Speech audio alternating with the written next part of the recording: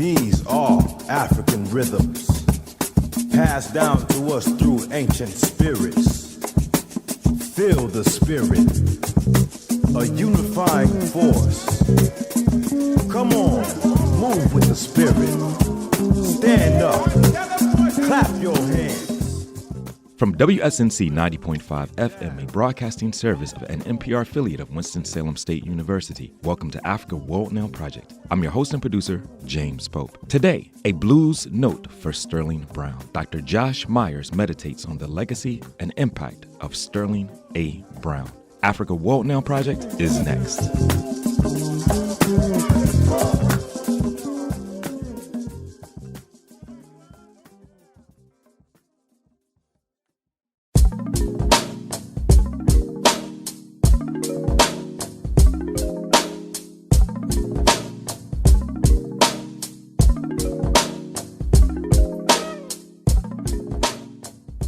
Sterling A. Brown's work amplifies and materialize the nature of the aesthetic connections that find continuity in contemporary Black life. Brown opens his work, Southern Road, with the epigraph of an old Negro spiritual. Oh, the old sheep, they knows the road. Young lambs gotta find the way. It is with this Sterling A. Brown highlights the intentions of his work, which is to face two directions simultaneously, to look forward into the future while facing the past. The poems in Southern Road consider the relationship between the past and present and its relevance to Black people entering the European conceptualization of modernity. For Sterling A. Brown, diving into the depths of human experience and character necessitated a close look at language. In a 1978 interview, Brown stated that the poets that struck me were those who were poets of the people and poets of direct, not florid, American speech. The contributions that Brown offered is a clear understanding that what the new poets were doing with language was not new. Sterling A. Brown, a poet and former professor of literature who helped establish African American literary criticism and who taught many of the nation's Black scholars and writers, died of leukemia on January 13, 1989, in Tacoma Park, Maryland. 3 works by Professor Brown helped lay the cornerstone of African American literary criticism. A 1931 essay, Negro Characters, Seen by White Authors, which deals with the history of Black stereotypes in literature and drama. The Negro in American Fiction, and Negro Poetry and Drama, both published in 1937. Sterling Brown edited a book titled The Negro Caravan in 1941 with Arthur P. Davis and Ulysses Lee, and is considered to be the first comprehensive anthology of African American writing. Professor Brown regarded himself primarily as a teacher. It became his occupation in 1923 when, armed with a bachelor's degree from Williams College and a master's degree from Harvard, he went to work at the Virginia Seminary in Lynchburg, Virginia. He also taught at Lincoln University in Jefferson City, Missouri, and at Fisk University in Nashville before going to Howard University in 1926. Over the years, he was visiting professor on many campuses, among them Vassar and Wesleyan, the New School for Social Research, the University of Illinois, and the University of Minnesota. Some of Professor Brown's distinguished students from Howard University were Amir Baraka, Toni Morrison, Michael Dewell, Paula Giddings, Judge Spotswood Robinson, psychologist Dr. Kenneth B. Clark, Charlie Cobb, and actor Ossie Davis. Today, Dr. Josh Myers will explore the work of Sterling A. Brown in a presentation titled A Blues Note for Sterling Brown. In addition to being a valued member of the Africa World Now Collective and its affiliates, Dr. Josh Myers is currently an assistant professor of Africana Studies in the Department of Afro-American Studies at Howard University. He currently serves on the board of the Association for the Study of Classical African Civilizations and the editorial board of the Compass, Journal of the Association for the Study of Classical African Civilizations. He works with DC area collectives, Positive Black Folks in Action, and the New African Cultural Vanguard. His research interests include Africana intellectual histories and traditions, Africana philosophy, and critical university studies. His work has been published in the Journal of African American Studies, the Journal of Pan-African Studies, the African Journal of Rhetoric, the Human Rights and Globalization Law Review, Liberator Magazine, and Pamazuka, among other literary spaces. His book, We Are Worth Fighting For, The Howard University Protest of 1989, is forthcoming. Our show is produced today in solidarity with the Native, Indigenous, African, and Afro-descendant communities at Standing Rock, Venezuela, Cooperation Jackson in Jackson, Mississippi, Brazil, the Amalan Village in Detroit, Colombia, Kenya, Palestine, South Africa, and Ghana, and other places who are fighting for the protection of our land for the benefit of all peoples. Enjoy the program.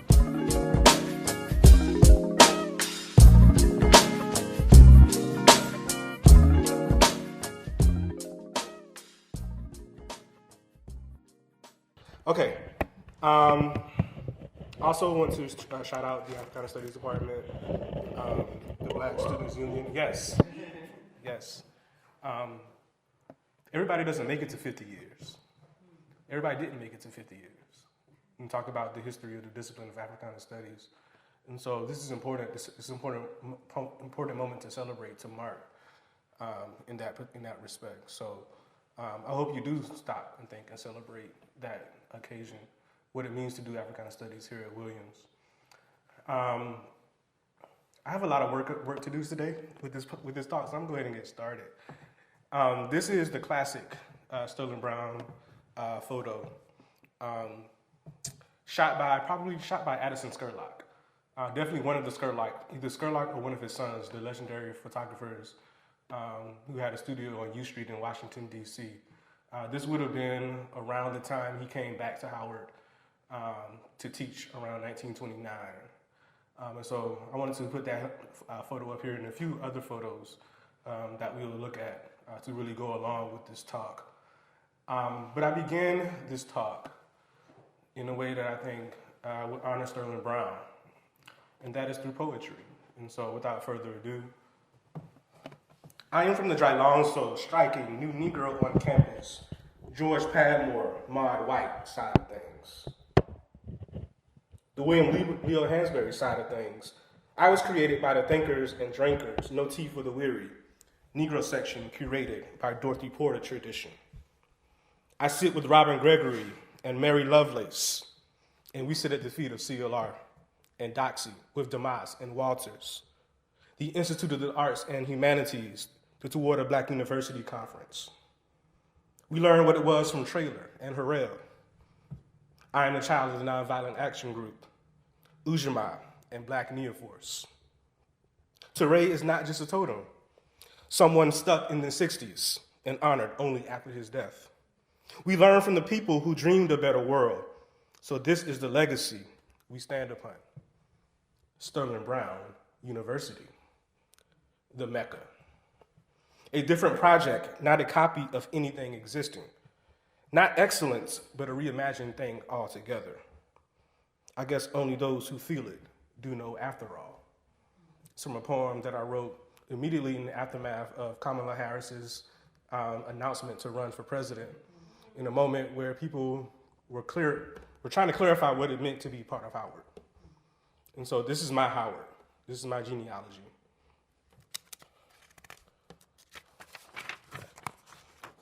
I am a child of children who were the children of Sterling Allen Brown. The project of Africana Studies, what some have called Black Study, is enlivened through the understanding and development of a way of seeing what we might call a project of Black living.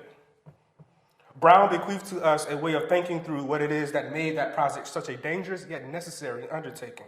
And it has inspired generations to take up the project of life, Black life. Brown's work emanates from a genealogy that we must know, that we must study. He is our representative thinker, an exemplar of that great cloud of witnesses. We must ever invoke his memory, for when ancestors are not known, the chains are broken, and we ourselves cannot be known. We might ask how Sterling Brown understood the drama of this thing called life. In his keynote at the 1997 dedication of the Sterling Brown Chair at Williams, held in Washington, D.C., Cornel West used another word, tragicomic, to describe this moment that Brown sought to understand, the modern world.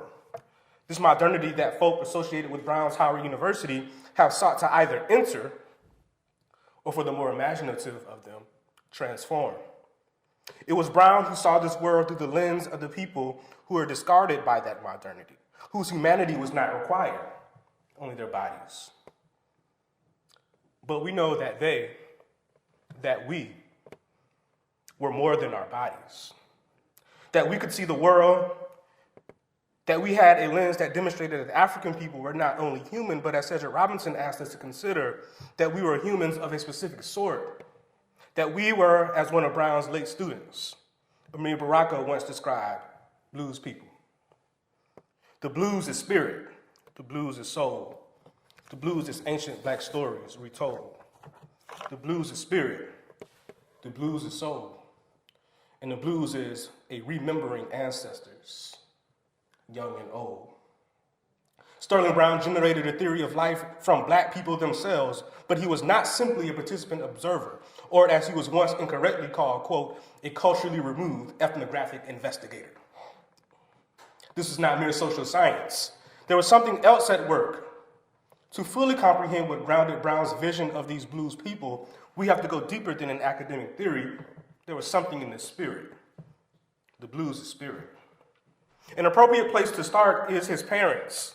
Sterling Nelson Brown, who was born into the community of the enslaved in Tennessee, eventually becoming a minister and professor of divinity at the very Howard University that Sterling A. would call home for so many years. And of course, his mother, Adelaide Allen, the valedictorian of her class at Fisk University in Nashville, who birthed him to a world of literature, a world of the word. They were both well-known and relatively well-to-do members of Washington, D.C.'s black elite. Sterling A. was born into this world in 1901 into a class that had a deep and sonorous pride in their ability to overcome and enter into the world of whites with complete equality, or so they thought. They situated themselves in proximity to whiteness intellectually and even culturally, leaving behind their roots in the blues of blackness, the Africans who lived literally in the gutter.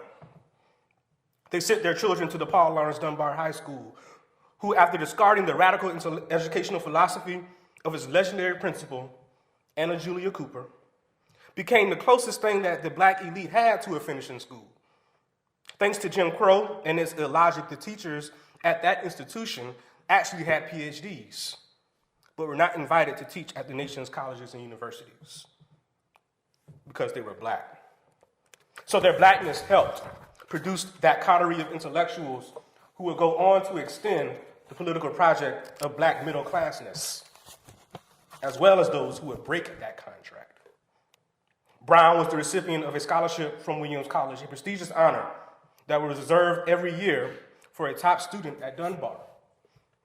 An honor also awarded to Rayford Whittingham Logan, the Pan-Africanist historian who coined the term to describe the life worlds of the people that Brown would gravitate towards, and that term was the nadir, the lowest point of black existence in the United States of America, that period from the end of Reconstruction, known in the South as the beginning of redemption, until the beginning of the Great European War, known as World War I. According to biographer Joan Gabbin, author of Sterling Brown, Building the Black Aesthetic Tradition, written in 1985, it was at Williams that Brown was introduced to the Western tradition of letters under the tutelage of George Dutton, the social realist. Brown would say that it was there he learned to read. Though Western literatures were important and had to be learned, the real of black experiences were obfuscated by the more American tradition of minstrelsy. Socially, Brown was isolated at Williams. The college had pursued a policy whereby the black students were kept apart from the student body, assuming that it was with their own that they'd feel most comfortable. Brown would speak about the distinction of being at Williams at the young age of 17, but one that also felt much like tokenism. Despite the isolation, Brown created and cultivated black space, building enduring relationships with the other black students that were there, including William Allison Davis, who would become a social science in a tradition that included St. Clair Drake, Horace Cayton, Charles Johnson, E. Franklin Frazier. Of course, Davis is a name that we still utter on this campus. We still hear uttered on this campus. And others who are still grossly misunderstood, though some of us at least know their names. Brown would also become close to future physician Carter Marshall, the future government worker Ralph Scott, and finally his eventual colleague at Howard, Mortimer Weaver. This was his Williams, a maroon space made inside a white European American college, an intellectual experience that further opened him, nonetheless, to the power of the word, of which his mother had already introduced him. After graduating in 1922, he found that there was more to discover in the European tradition that had so overwhelmed the curricula as if it were the only tradition. Pursuing a master's degree at Harvard, he came to study the work of the Imagists. He imbibed the New England literary masters, Edward Arlington Robinson and Robert Frost. It was also during his year at Harvard that Brown found resonating rhythms in the work of Carl Sandburg, Fischel Lindsay, and Alfred Edward Hussman, and others tried in varying ways to approach the common language of the common people. Their works, though, could not get to the core of the lives of Brown's people. It resonated because it demonstrated that beyond the Victorian sensibilities of the age and the Black attempt to mimic all that was wrong in those sensibilities, i.e. all of it, that there lied an otherwise sensibility and an otherwise possibility that made realizing another way of existing in the world that province of the work of the Black poet. But Brown was not fully there yet. That realization still lay on the horizon. The moment in his life that was perhaps most responsible for that realization and that personal and artistic transformation was, as it had been for W.E.B. Du Bois, as well as writers today like Jessamine Ward and Keith Lehman, and perhaps most critically and acerbely Imani Perry, it was the decision to go south. In the South, Brown rediscovered his people and found a unique voice, one that he felt tried to record the authenticity of Blackness. For the rest of his life, he wrote from that space, he critiqued from that space, and he lived in that space. In his first 3 years as a professor of English at the historically Black Virginia Theological Seminary, which was in Lynchburg, Virginia, Brown uprooted his father's expectations that he become a preacher like him. He insinuated himself in the life worlds of the rural Black folk in town. Here is Joan Gabbin's depiction of Lynchburg's idyllic Blackness. She writes, quote, "The Black people of the rural communities surrounding Lynchburg, as steeped in the tradition of the spirituals, the blues, the aphorisms, the old lies, and the superstition of folk life as they were in the purplish red clay of the foothills of the Blue Ridge Mountains, taught the young professor something of folk humor, irony, fortitude, and shrewdness. In turn, Brown's honest, uncondescending friendship with several of these people brought him into the inner circle of their community. They told him the humorous stories that were kept like fine aged wines until the right time.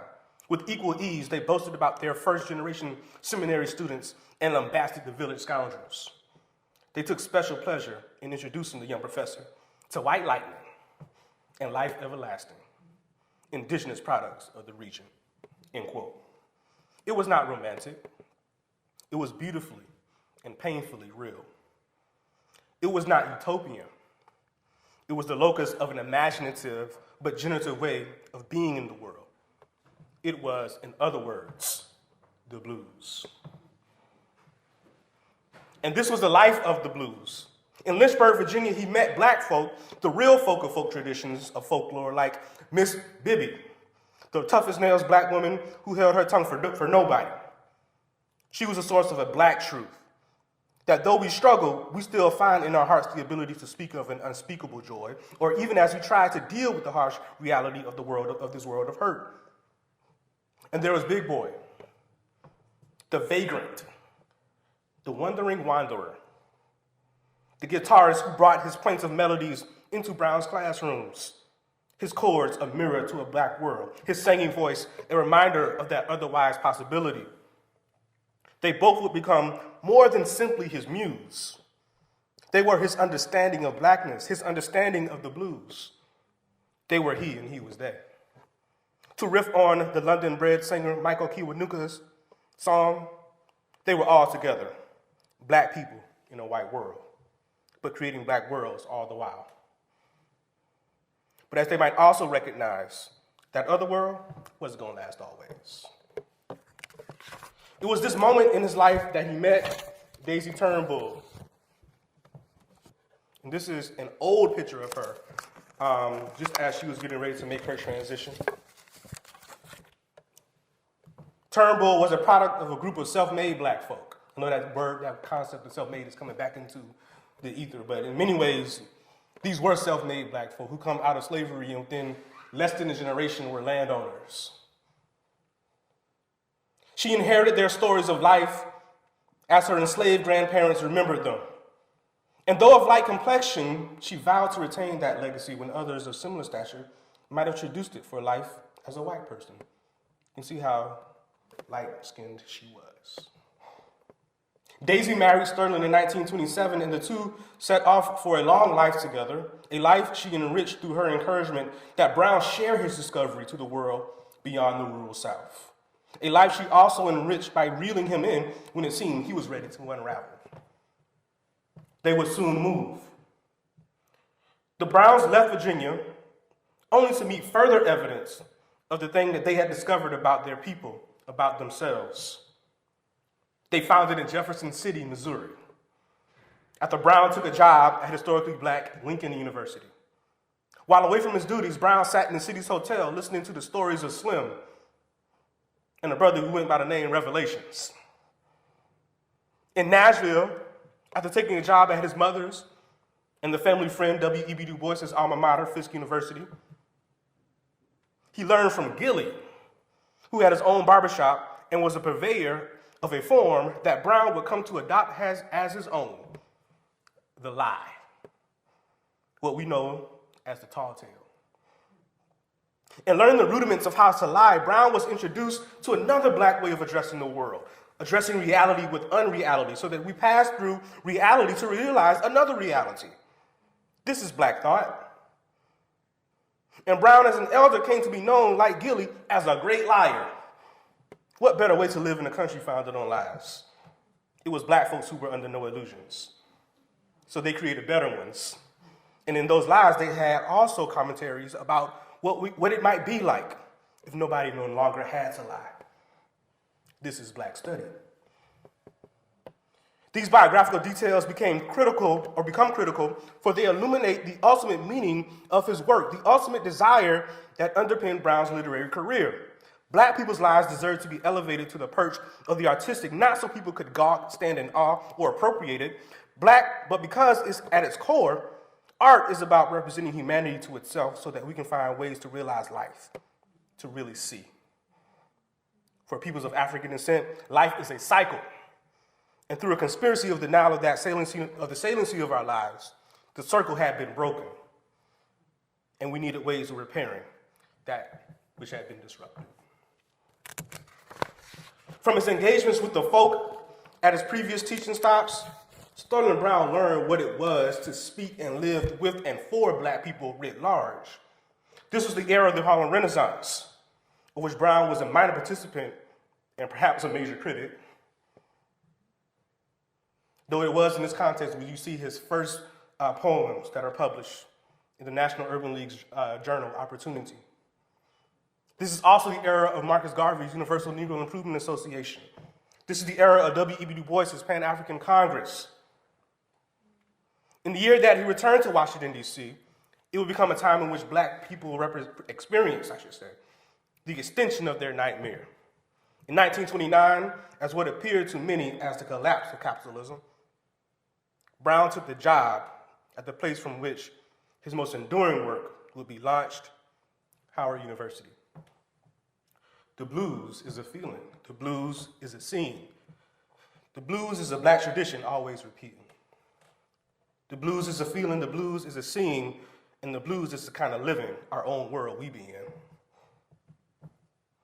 Howard University proved itself to be for Sterling Brown what it is and what it was to all who make the elaboration and excavation of the meaning of African humanity to be their life's work, a veritable mixed bag.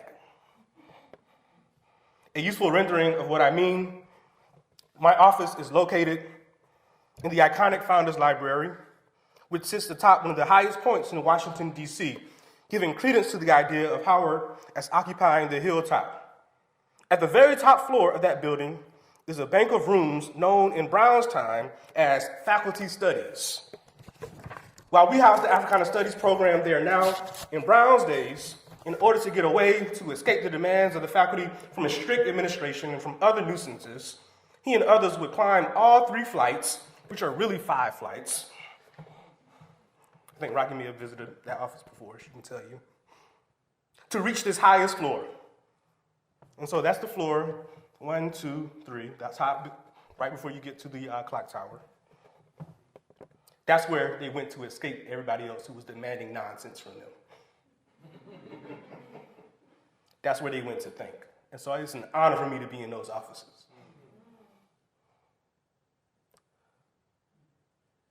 But it took a lot to get to that place, right?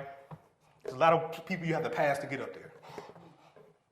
Brown often called himself a minor poet, and a major teacher.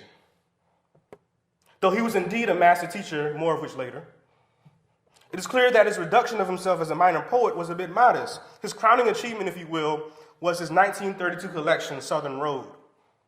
And this is the original cover of Southern Road, 1932. It is a work that has endured in the minds of those who have sought to study the question of the influence of black folk traditions on the literary, almost as if those two were innately separate. Perhaps they were, and if that is true, it was because what passed for the literary was so thoroughly grounded in European culture that it was almost a scandal to assert that folk traditions that emanated from other cultures could pass as literary. No matter. Brown's work evinced not so much the concern of proving black people's cultural traditions as worthy of designation. After all, he worked alongside people like William Leo Hansberry, the uncle of Lorraine and teacher of African history and culture, who knew that Europeans did not invent writing and thus could not have invented or have a monopoly on literature. Southern Road was an attempt to demonstrate to black people themselves, not that they had a literature, but that they had humanity that deserved consideration on its own terms, not as a proof that we too can do literary things. Only they needed proof. But what we needed was the healing power of our own traditions represented to us. Poetry is how we access the dreams of ancestors long gone. It is the preeminent form where articulation converges with imagination. It is a form that is often rendered on the page, but exists in other spaces, in the curves of the Lindy Hop, in the notes of the stride piano. But Brown chose the page, verse. His work was a meditation between our ancestors, their dreams, and our possibilities. Thus, he had to rely on how they saw things. As former executive secretary of the National Association for the Advancement of Colored People, and the then doyen on black cultural criticism, James Weldon Johnson, put it in the introduction to this edition of Southern Road, Brown, quote, adopted as his medium the common, racy, living speech of the Negro in certain phases of real life, end quote. This collection of poems, which captured those experiences in the rural life Brown had immersed himself within, were for Johnson, quote, works that articulated the imaginations of the folk. He had deepened its meanings and multiplied its implications and absorbed the spirit of his material, made it his own without diluting its primitive frankness and raciness, truly re-expressed it with artistry and magnified power. In a word, he has taken this raw material and worked into it original, authentic poetry. And yet for those unconnected to that folk tradition and to that ancestral call, the book lingered in obscurity and is today still out of print. Hearing this echo 4 decades later was Sterling Stuckey, the son of poet Elmer Stuckey. Sterling Stuckey, also a recent ancestor who developed historical studies that take seriously the autonomy of black folklore as a form, as a way of knowing blackness, as a way of situating black political traditions as authentic. Stuckey had heard Brown's voice on an LP, possibly the Folkways volume, anthology of Negro poets. It was edited by Arna Bontemps. And Stuckey wondered how a Williams College Phi Beta Kappa, a Harvard man, a college professor, an eminent writer could have a voice with so much earth and sky, and sunlight and dark clouds. A voice unafraid, an instrument blues tinged. You can hear that voice on Spotify, Apple Music, YouTube. That volume, the Smithsonian Folkways, is now available on all of those mediums. And so we can hear those ancestors, like Langston Hughes, like W.E.B. Du Bois, like Ma Rainey, who we'll talk about in a second. Stuckey would invite Brown to lecture before Chicago's Amistad Society in the early 1960s, as he stood watch over a young generation beginning to embrace the old dean. a younger generation that would take that authenticity a step further, or perhaps a step back to the gut bucket, down home, in your face blues, updated for a 1960s world in flux. Those words appeared in Stuckey's introduction to the 1972 edition of Southern Road, introducing it to another generation. And Brown remained somewhat engrossed in the Howard Washington bubble.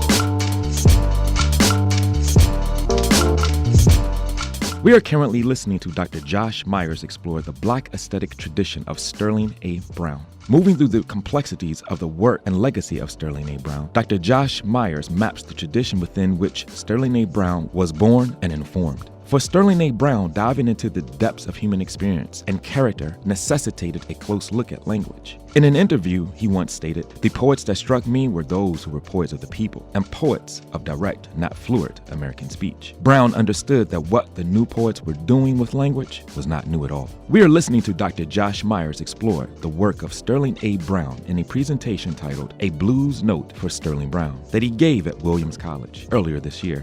In addition to being a valued member of the Africa World Now Project Collective and its affiliates, Dr. Josh Myers is currently an assistant professor of Africana Studies at the Department of Afro-American Studies at Howard University, currently serving on the board of the Association for the Study of Classical African Civilizations and the editorial board of the Compass, Journal of the Association for the Study of Classical African Civilizations. He works with DC area collectives, Positive Black Folks in Action, and the New African Cultural Vanguard. His research interests include Africana intellectual histories and traditions, Africana philosophy, critical university studies, and disciplinarity. His work has been published in the Journal of African American Studies, the Journal of Pan-African Studies, the African Journal of Rhetoric, the Human Rights and Globalization Law Review, and Pamazuka, to name a few. His book, We Are Worth Fighting For, the Howard University Protest of 1989, is forthcoming. Our show is produced today in solidarity with the Native, Indigenous, African, and Afro-descendant communities at Standing Rock, Venezuela, Corporation Jackson in Jackson, Mississippi, Brazil, the Avalon Village in Detroit, Colombia, Kenya, Palestine, South Africa, and Ghana, and other places who are fighting for the protection of our land for the benefit of all peoples.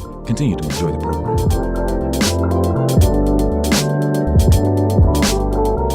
Those words appeared in Stuckey's introduction to the 1972 edition of Southern Road, introducing it to another generation. And Brown remained somewhat engrossed in the Howard Washington, D.C. bubble, which was perhaps stultifying for his writing career, but not for his ultimate purpose.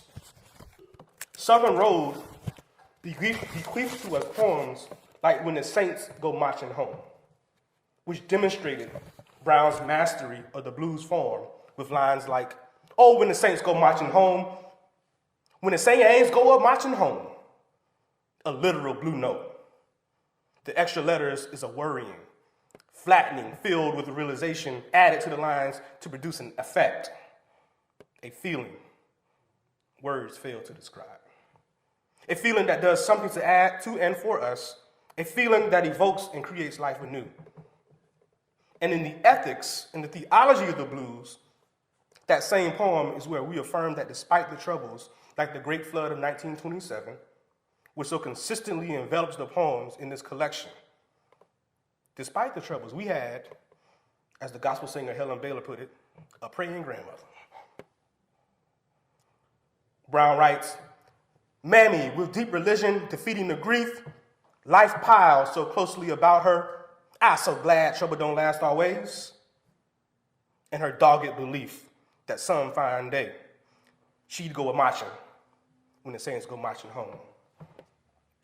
This was a poem that was dedicated to Big Boy, Brown's friend from Lynchburg, and it was a reminder that trouble did indeed have its limits, that there will be hope after struggle, as in another poem in the collection entitled After Winter, which is based on Brown's own family, in particular, his father. In that poem, Brown writes, "He thinks with the winter his troubles are gone, 10 acres unplanted to raise dreams on.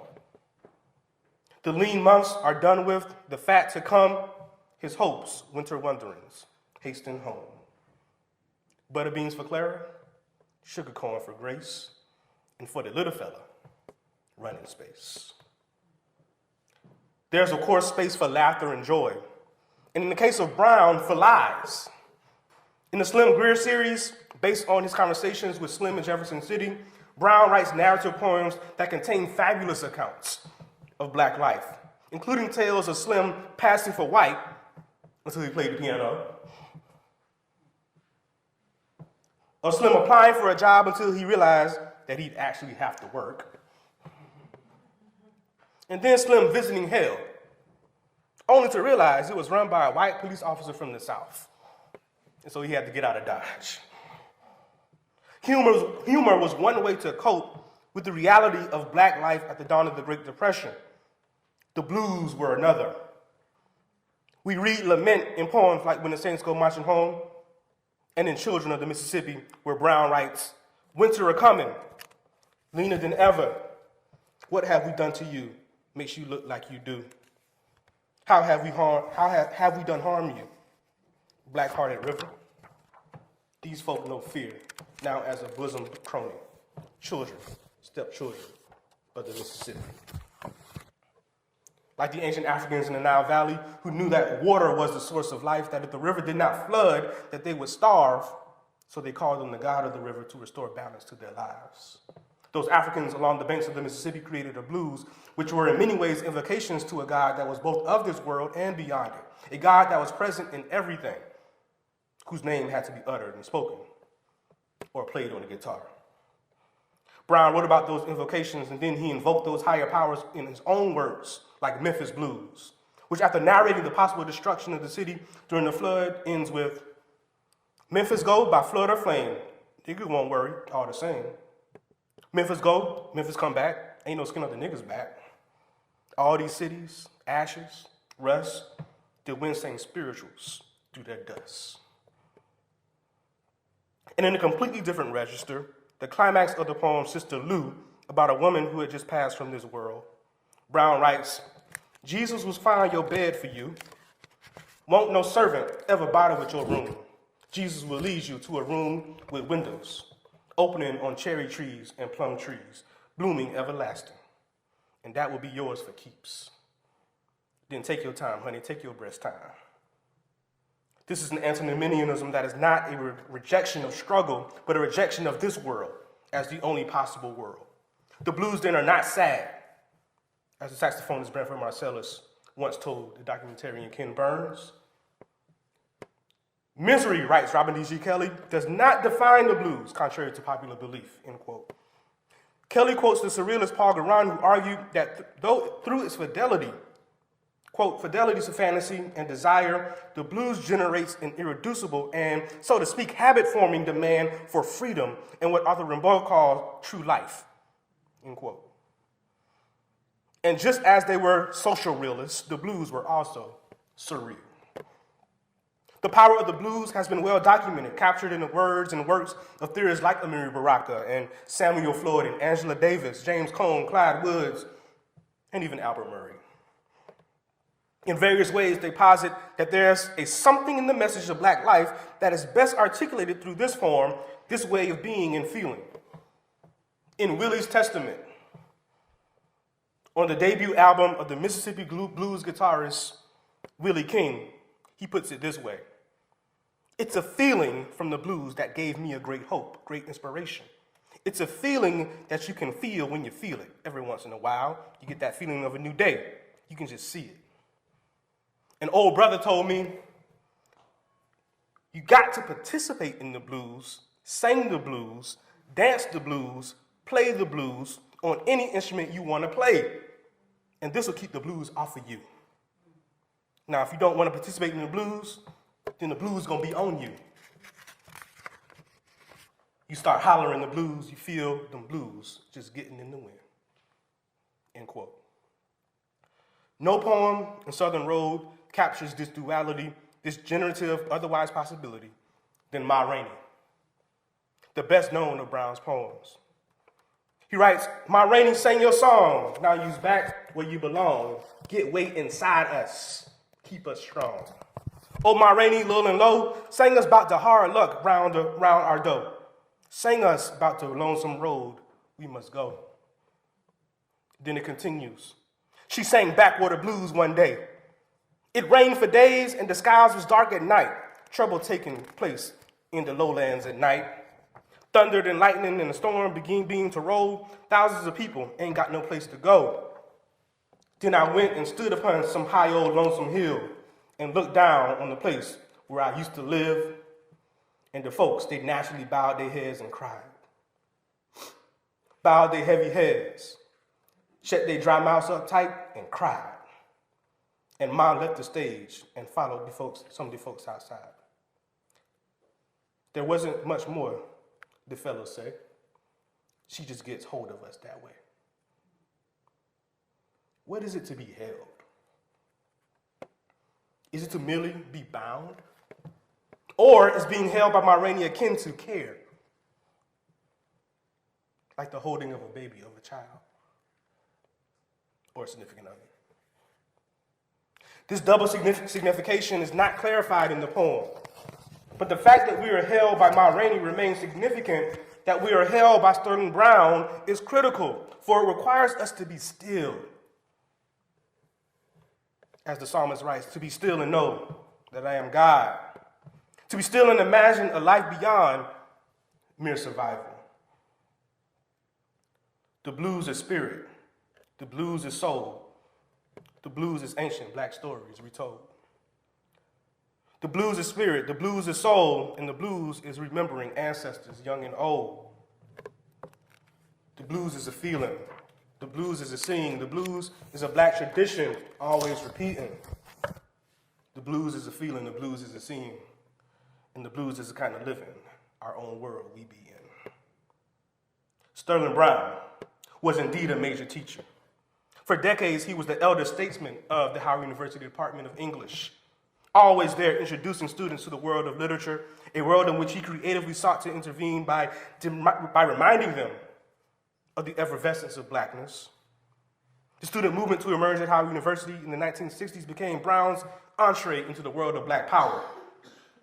It is a fascinating genealogy that underscores the importance of the cultural question that rested at the core of the black activism and that 60s generation of radicals who believed that it was the fact of blackness that had to be conserved. Though Brown would have never called his cultural project nationalist, and he still retains some fealty to the word Negro, it is not at all coincidental or ironic that to those who would define their movements under the rubrics of black power, that they saw him as their godfather. At Howard, these radicals began their work in nonviolent direct action, starting the group, the Nonviolent Action Group, and eventually becoming the Howard affiliate of the Student Nonviolent Coordinating Committee. Brown had given his namesake, the activist Ed Brown, a work study job, and was later introduced to the group that Ed had become a part of, embracing them as only a godfather could. According to another one of those students, Michael Thelwell, whose reminiscence of these connections is most prescient, the two had hit it off because Ed, kicked out of Southern University for his activism, was a veritable virtuoso of Southern black culture, to quote Thelwell. From then on, they called each other Cuz Brown. Ed was the older brother of H. Rap Brown, now Jamil Alameen, who is today still in federal prison, likely framed and in retaliation of who he was to us and to the movement. In what might be likened to a seminar if you were to follow the German model that found itself inserted into the American Academy, but what actually most closely resembled what the Kikongo called an mbangi, who meant by that a house without walls. Sterling Brown would gather these students around to transmit what he knew. It was from these sessions in Brown's office, located in the Little White House on campus, that the group was shown for the first time, in Stokely Carmichael's words, quote, how to really appreciate and love our people's culture, end quote. In his must-read autobiography, Ready for Revolution, in my favorite chapter, titled Howard University, Every Black Thing and Its Opposite, Carmichael writes of Brown, quote, in the turmoil of the struggle and the cultural confusions of official Howard, exactly what we were fighting against almost instinctively was always as clear as desert light. Prof helped us to see clearly at least one of the things that we were really fighting for. In the largest possible sense, to preserve and advance a legacy our people's humanity as expressed in terms of their own devising, psychic and cultural autonomy, the right to be and define ourselves without embarrassment, apology, or external constraint. End quote. Stokely Carmichael. In these words, Carmichael sounds a lot like Cedric Robinson, who has characterized the Black radical tradition as, quote, the continuing development of a collective consciousness informed by the historical struggles for liberation and motivated by the shared sense of obligation to preserve the collective being, the ontological totality. It was Sterling Brown who served as the link in that chain. But in his own, quote, Sterling Brownian way. Thelwell remembers that at these sessions, which eventually extended to his home, Brown would pull out a fifth of wild turkey. That's whiskey for those who don't know. Lay back and engage them in some lies, some poetry, and some music. For Brown, it was dead serious, but also light, like the blues. He managed to creatively demonstrate the hidden curriculum of Black studies while providing an intellectual and cultural foundation for how Black activists would engage the question of white supremacy in the struggles to come. And by the way, he was the only faculty advisor that they had. He would always close with a recitation of his poem, Old Limb, which has the following refrain: they don't come by ones, they don't come by twos, they come by tens. Who's he talking about? The police, the overseer, the people whose job it is to contain the Blackness that Brown wanted to excavate for us. And they did come by tens, but they could not kill us all. Ed Brown, Stokely Carmichael, Michael Thelwell, Cortland Cox, Tim Jenkins, Charlie Cobb, Gene Wheeler Smith Young, Cleveland Sellers, and many others that I didn't name. This is the group that would graduate from Howard, and like earlier generations of Sterling Brown students, like A.B. Spellman and Amiri Baraka, would contribute to the Black freedom struggle. First, by transforming Howard, by inviting everyone from Malcolm X to James Baldwin to speak on campus, and protesting the university's gradualism. And then in various ways, ranging from civil rights activism to Black power to Pan-Africanism, always evoking the memory and instructions of Sterling Brown to, as Cleveland Sellers asserts, quote, clarify their philosophy. Don't just go out there and just do anything. You got to know what you're doing and know why you're doing it. This same Howard caused Sterling Brown a great deal of pain. If it is true that there are two Howards, as Carmichael, Tim Jenkins, and most recently Ta-Nehisi Coates have written, it was the official Howard, the official capstone of Negro education, that resented everything about Brown. He did not earn a PhD, and yet he was among the most brilliant minds on campus, so they hated him for that. He marched to the beat of a different drummer, as the title of his unpublished collection illustrates. But he knew all that there was to know about your beat, and it didn't impress him. He had many scholarly accomplishments, edited the most important anthology of Black literature, The Negro Caravan, 1941. Books on criticism, The Negro in American Fiction, 1938. In many ways, prefiguring what Toni Morrison and others would do in books like Playing in the Dark. And then Negro poetry and drama. How do you read Black poetry? Also 1938. He worked with the Federal Writers Project as the national editor of Negro Affairs. Yet he also did things like invite the pianist Willie the Lion Smith to give lectures in class. A Howard that did not understand jazz could not understand Brown. Like William Leo Hansberry and the historian Chancellor Williams, other Howard professors, to Black bourgeois Howard, he was an outsider. Invited to help write the history of the university with his fellow William College alum and sometimes antagonist, Rayford Logan, Brown dropped out of the project when it became clear that it would be a project that reified Howard as the capstone and not a critical look at the rough underbelly of the institution. By 1967, past the age that Howard forced retirement on professors, Brown was a patient at St. Elizabeth's Hospital, a psychiatric care facility. The university had had him committed, perhaps fearful that someone who could be so close to the folk traditions of the very black people many of them felt were beyond the pale, could also be someone intimately close to so many students.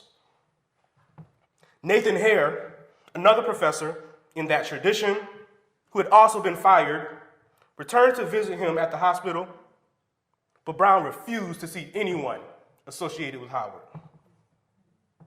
Brown would remark on this campus a few years later, 1973, that he was the only person to be hired, fired, rehired, retired, and then rehired. It seems that at some point, probably during his hospitalization and removal from the classroom, the cleavage between Brown and the students was deepened. In 1968, in a stunning display of the disruption of the cultural and genealogical continuity of black thought, of which the activist Cortland Cox remarked that Brown had taught them all, Howard students who were engaged in the Black Power struggle had Sterling and Daisy turned away at the door from a ceremony that was actually honoring them. The brothers at the door did not know how they looked and simply assumed that anyone that light could not be the honorees. It took those who had remembered to save the Browns from that embarrassment. An incident that perhaps explains Brown's deprecation of elements of that movement. It was a blackness that did not fully know itself. Sterling Brown's work was what had brought them to the place of black power in the first place, to the place where they had to reject the bourgeois foundations of Negro education. Everyone, however, did not remember. To those students who could remember that it was he and not them that had done the work in those heady years, they would come to find it necessary to change the name of the university to reflect the other Howard. Their first choice was Sterling Brown University.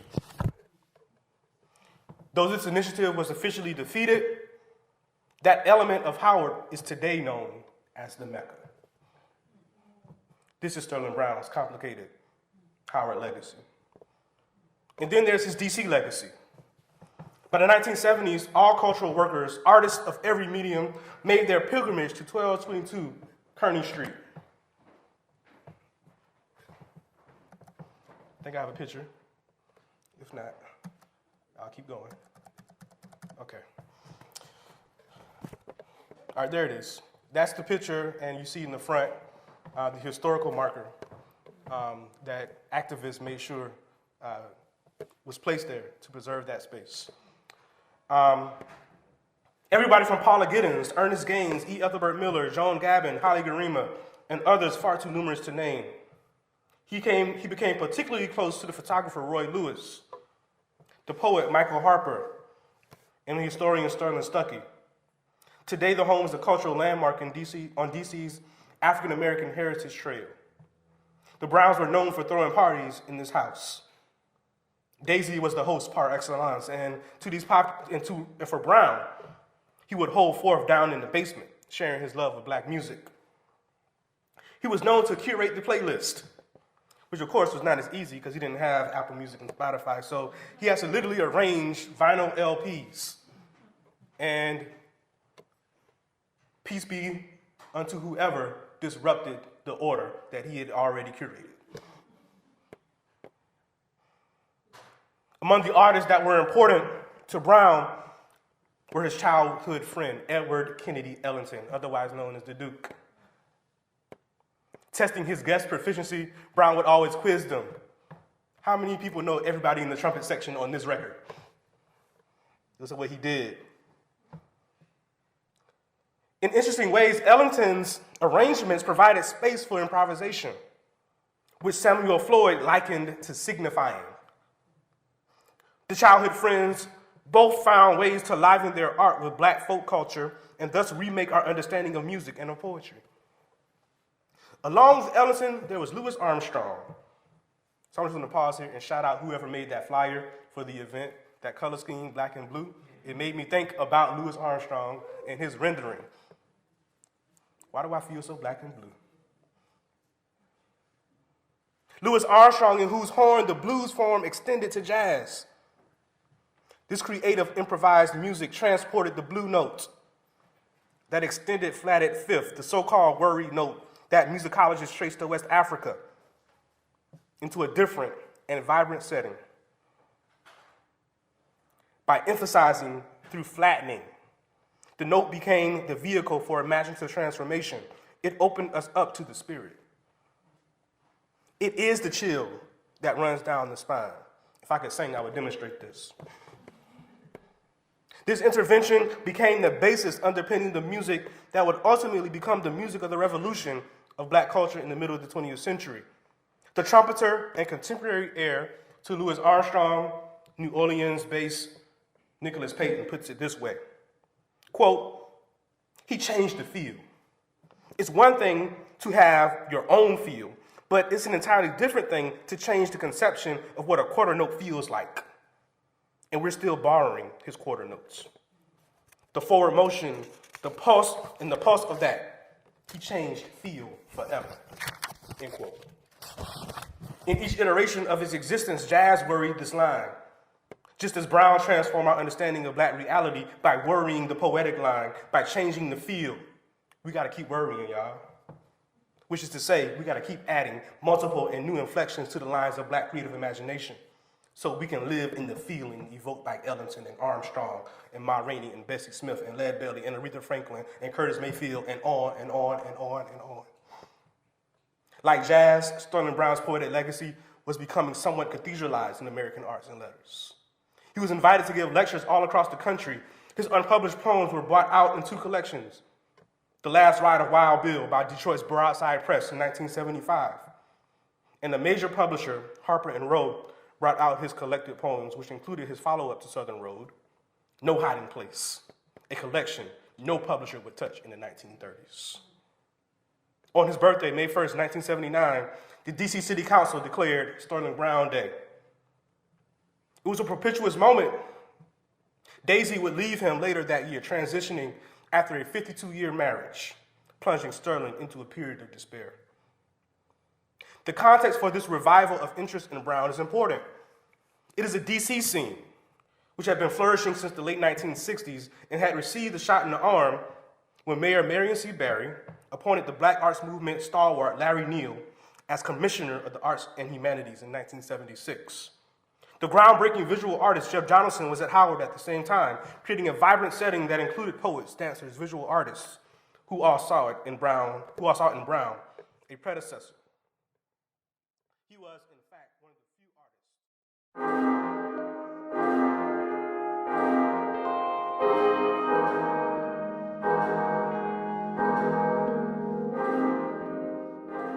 That's it for Africa World Now Project for this week. I would like to thank you for joining us today and look forward to spending time with you next week. We can be reached through all your regular social media platforms. Email africaworldnowproject@gmail.com or follow us on Twitter at AFWRLDNWPRJ. I'm your host and producer, James Pope. The Africa World Now Project Collective consists of international media journalist, executive producer, and human rights activist Muizu Mutali, Africa World Now Project media correspondent Funda Ngunda, senior research, content contributor, and production director Dr. Tasneem Siddiqui, senior researcher and content contributor and production associate Dr. Josh Myers, associate producer and content contributor Dr. Keisha Khan Perry, technology advisor is Byron Gray of Grayworks Technology, and creative director is Judah Pope. Africa World Now Project is heard every Wednesday at 7 p.m. on WSNC, NPR affiliate and broadcasting service of Winston-Salem State University. Shows are archived weekly on SoundCloud. Search Africa World Now Project. Until next week, be safe, be peaceful, and above all, be intelligent.